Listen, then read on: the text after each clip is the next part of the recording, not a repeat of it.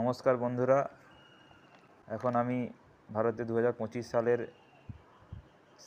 Best 5 small cap সম্বন্ধে আলোচনা করব। স্মল ক্যাপ মিউচুয়াল ফান্ড হলো এক ধরনের ইকুইটি মিউচুয়াল ফান্ডস, যা ছোট কোম্পানিগুলিতে বিনিয়োগ করে বা শেয়ারে বিনিয়োগ করে। এটি সাধারণত উচ্চ ঝুঁকি সম্পন্ন হয়, যার 65% অর্থ স্মল ক্যাপ ফান্ডে ইনভেস্ট করা হয়, বাকি মিড ক্যাপস লার্জ ক্যাপে ইনভেস্ট করা হয়।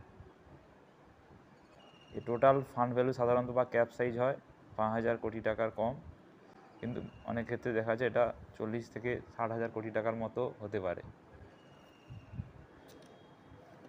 এখন আপনার বয়স যদি 35 বছরের মধ্যে হয়, তাহলে আমি বলেছিলাম আগের ভিডিওগুলোতে যে 40,000 টাকা যদি আপনার মান্থলি ইনকাম হয়, তাহলে 3,000 টাকা আপনাকে স্মল ক্যাপ ফান্ডে ইনভেস্ট করার কথা বলেছিলাম। আসি এবার প্রধান 5 রকমের স্মল ক্যাপ 2025 সালে।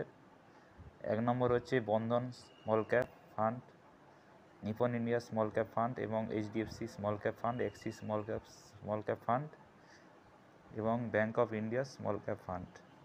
এগুলো তো পুরোটাই দেখেছি বিভিন্ন অ্যাপসের মাধ্যমে বা ওর সাইডে গিয়ে দেখেছি, মিউচুয়াল ফান্ড সাইডে গিয়ে, যে ওখানে দেখা যাচ্ছে লাস্ট 3 ইয়ার্স, 5 ইয়ার্স এবং 10 ইয়ার্সে রিটার্ন দিচ্ছে অন অ্যান এভারেজ 18 থেকে 25%-এর মধ্যে। সবগুলো কাছাকাছি, কোনটা 1% বেশি, কোনটা 1% কম। এগুলো সবই ডাইরেক্ট মোডে করা আছে, ডাইরেক্ট মোডে এগুলো রিটার্ন দিচ্ছে। রেগুলার মোডে দিলে এটা একটু কম হবে।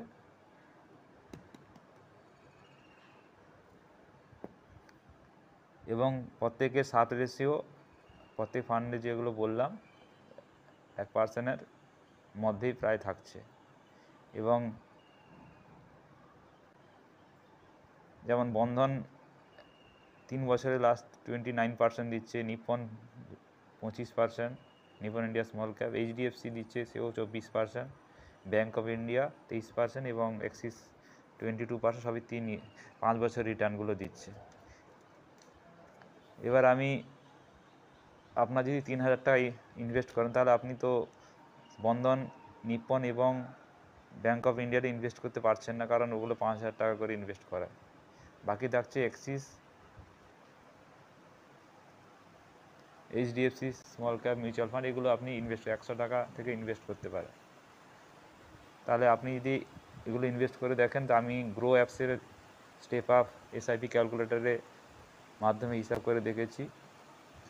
আমি মিনিমাম 18% রিটার্ন হিসাব করে, যে বাৎসরিক রিটার্ন 18% দেবে, সেই হিসাব করে আমি দেখেছি যে আপনি ইনভেস্ট করছেন, আপনি 16 বছরের ইনভেস্ট কথা বলেছিলাম, 16 বছর ইনভেস্ট করবেন এবং হাতে 2 বছর রাখবেন, কারণ 16 বছরের সময় আপনি টাকা উইথড্র করতে গেলেন, যে ওখানে হয়তো বিশ্ববাজারে মন্দা এসছে বা শেয়ার ধস নেমেছে, তাহলে আপনাকে ওই সময় ওই টাকাটা তুলতে পারবেন না, কারণ ওই সময় একটা কম রিটার্ন দেবে। আপনাকে 2 বছর হাতে রাখতে হবে, যাতে ওই টাকা সুদ সমেত পুরোটা উঠে আসে। এবার আপনি 16 বছর ধরে ইনভেস্ট করছেন 8.5 লাখ, অর্থাৎ 8.5 লাখ টাকা, এবং প্রত্যেক বছর আপনি 5% করে আপনার যে ইনভেস্টটা বাড়াবেন। এই হিসাব করে ধরেছি 8.5 লাখ টাকা ইনভেস্ট করছেন, আপনি সুদ পাচ্ছেন 27 লাখ টাকার কাছাকাছি, টোটাল সুদ সমেত পাচ্ছেন 36 লাখ টাকা। এটা গ্রো অ্যাপসে আমি দেখেছি, ওটা স্টেপ আপ ক্যালকুলেটর হিসাবে আপনি ICICI HDFC ব্যাঙ্কে যে স্টেপ আপ ক্যালকুলেটর আছে SIP, ওটা আপনি হিসাব করে দেখতে পারেন, প্রায় সব একই। এবং যদি ওই টাকা আপনি EPF বা GPF-এ রাখেন, তাহলে 8.5 লাখ টাকা রাখছেন 16 বছরে, সুদ পাচ্ছেন 6 লাখ টাকা মাত্র, টোটাল পাচ্ছেন 14.5 লাখ টাকার কাছাকাছি। তাহলে আপনি দেখতে পাচ্ছেন প্রায় 22 লক্ষ টাকা বেশি পাচ্ছেন যদি স্মল ক্যাপ মিউচুয়াল ফান্ডে রাখেন। তা আমি পুরো টাকা রাখতে বলছি না, আপনি ইনকাম 40,000, মাত্র 3,000 টাকা রাখতে বলছি। বাকি বলেছিলাম মিড ক্যাপে, লার্জ ক্যাপে হিসাব করে রাখতে, আগের ভিডিওতে আমি দেখিয়েছিলাম। দিলে দেখবেন আপনার টোটাল এভারেজ প্রত্যেক বছরে, যে মিড ক্যাপ, লার্জ ক্যাপ, এই স্মল ক্যাপ মিলিয়ে প্রায় 14 থেকে 15%-এর মধ্যে পাচ্ছেন। এবার আসি স্মল ক্যাপ বিষয়ে। স্মল ক্যাপে আপনি 22 লক্ষ টাকা বেশি পাচ্ছেন, টোটাল আপনি পাচ্ছেন 36 লক্ষ টাকা।